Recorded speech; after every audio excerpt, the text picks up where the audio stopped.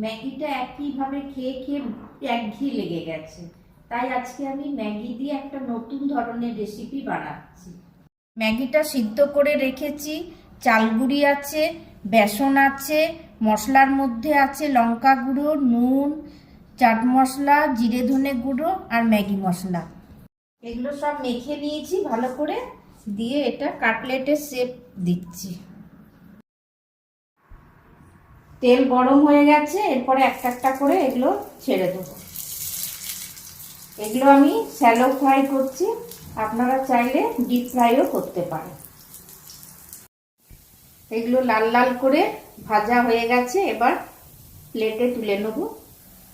এই রেসিপিটা যেটা বানিয়েছিলাম সেটা রেডি হয়ে গেছে, তার সাথে সস আছে। এটা খেতে অসাধারণ লাগে আর কোনো ঝামেলা নেই, চটজলদি বানানো যায়।